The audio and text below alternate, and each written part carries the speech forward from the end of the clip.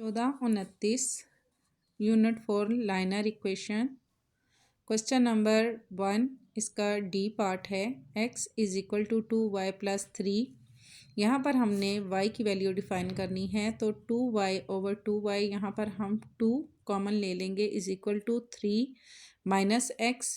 यहाँ पर ये 2y यहाँ आ गया, ठीक है, इज़ इक्वल टू ये 3 माइनस एक्स। एक्स यहाँ पे प्लस का है तो यहाँ आके हमारे पास x माइनस का हो जाएगा ओवर 2।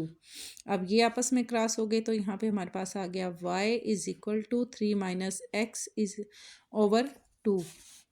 यहाँ हमने नीचे टेबल इसका बना लेना है, x माइनस 3 माइनस 2 माइनस 1 0 1 और 2 और 3, ठीक है। 3 तक है तो 3 तक हमने इसके ये टेबल हमने ड्रॉ कर लेना है। और ये जब हम इसको सॉल्व करेंगे तो जो जो हमारे पास आंसर आएंगे वो यहाँ हम लिखते जाएंगे कि x की वैल्यू -3 रखने से हमारे पास क्या आया, x की वैल्यू -2 रखने से क्या आया, ठीक है। यहाँ पर x इज़ इक्वल टू -3 हमने रखा, x की वैल्यू हमने -3 रखी। 3 माइनस 1 हमने कहाँ से लगाया, x की वैल्यू क्या होती है, जितने भी हमारे पास वर्ड होते हैं A to Z इनकी वैल्यू क्या होती है, 1 होती है। यहाँ हमने 1 लिखा और ये जो x है क्योंकि यहाँ पर इसके साथ तो और कोई हमारे पास रकम नहीं है तो यहाँ 1 लिखेंगे, -3 हम रखेंगे, x की हमने वैल्यू रखी -3, ठीक है। तो यहाँ हमने क्या किया, 3 माइनस माइनस प्लस हो गया, 3 1 ज़ा 3 ओवर 2, ये हमारे पास इसी तरह आ गया इज़ इक्वल टू 3 में 3 प्लस किए 6 ओवर 2। अब ये दोनों आपस में क्रॉस हो रहे हैं 2 के टेबल पे, 2 1 ज़ा 2 2 3 ज़ा 6 इज़ इक्वल टू -3 हमारे पास इसका आंसर आ गया। तो यहाँ हमने -3 की x की -3 वैल्यू रखी तो हमारे पास यहाँ पर आंसर -3 आया। इसी तरह आगे हमने क्या किया, x is equal to -2, x की वैल्यू हमने रखी -2। इसी तरह हमने ये सारा किया और x की जगह पे हमने -2 पुट किया।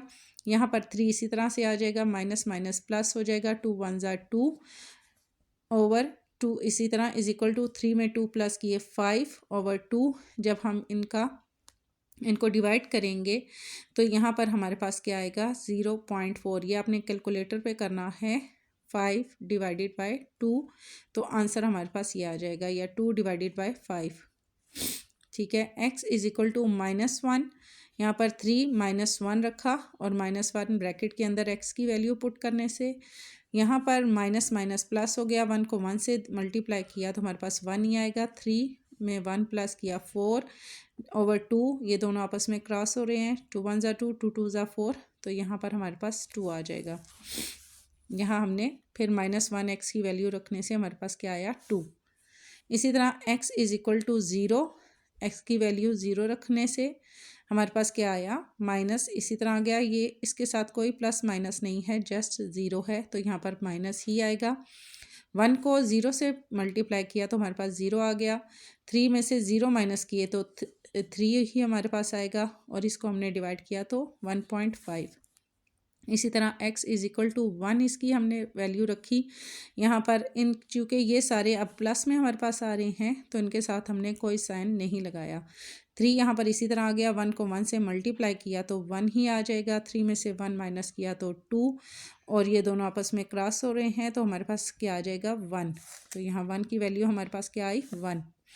इसी तरह x की वैल्यू 2 रखने से 3 -2 2 1 ज़ा 2, इसी तरह आ जाएगा। 3 में से 2 माइनस किए 1 ओवर 2 और डिवाइड किए तो 0.5। x की वैल्यू 3 रखने से 3 -1 और ब्रैकेट में x की वैल्यू की जगह हमने 3 पुट किया, 3 1 ज़ा 3, 3 में से 3 माइनस किए तो 0 और इज़ इक्वल टू 0, ठीक है। यहाँ पे आप इसको चाहे डिवाइड करें या अब डायरेक्ट इस तरह 0 लिखते हैं। नेक्स्ट इसी को देखकर फिर आपने इसकी डायग्राम बनानी है। इसी तरह हमारे पास ये दूसरा क्वेश्चन आ जाएगा, ई पार्ट इसका, 5y is equal to 3x plus 13। ये इसी तरह आपने लिख के यहाँ फिर आपने ये दोनों आपस में क्रॉस हो जाएंगे और यहाँ हमारे पास क्या आएगा, y इसी तरह से आ गया 13x प्लस 3 और यहाँ पर 5, ठीक है। ये यहाँ इसके साथ 5 y नहीं है, ये आ गया। यहाँ x की वैल्यू फिर इसी तरह से आपने रखनी है 3 2, आप इससे ज़्यादा भी कर सकते हैं बट जस्ट डिफ़ाइन करने के लिए आप इसको 3 तक ही लिख लें तो ये ज़्यादा बेहतर है। अगर आप ज़्यादा बड़ा इसको लेकर जाते हैं तो वो बहुत ज़्यादा लेंथी हो जाएगा। जस्ट हमने ये बताना होता है कि ये क्वेश्चन हमें समझ आया है या नहीं। ठीक है, यहाँ पर x की वैल्यू -3 रखी, तो यहाँ पर इसी तरह से आपने सारी इक्वेशंस लिखते जाना है और इनको सेम वैसे ही सॉल्व करते जाना है जैसे हमने पहले वाले क्वेश्चन को किया था। ठीक है, 7/5 इसको डिवाइड किया तो 1.4। नेक्स्ट इसी तरह -1 इसकी रखी, ये भी आप देख लें और देखकर कोशिश करें कि ख़ुद से इनको सॉल्व किया करें। जब एक क्वेश्चन आप अच्छे से समझ लें तो बाकी को उसी को देख देख कर आप सॉल्व करते जाएं, तो कोई मुश्किल नहीं है कि आपको मैथ ना आए। इसका एफ पार्ट भी आप देख लें। इसी तरह से आपने ग्राफ बनाया, फिर ग्राफ को इसी तरह सॉल्व करने के बाद आपने यहाँ इसको फिल करते जाना है। यहाँ मेरा ग्राफ पूरा फिल नहीं है, यहाँ आपने इसके देख लेने हैं पार्ट्स और इनको इसी तरह से फिल कर लेना है। तो इंशाल्लाह नेक्स्ट फिर इसका हम देखेंगे क्वेश्चन नंबर 2।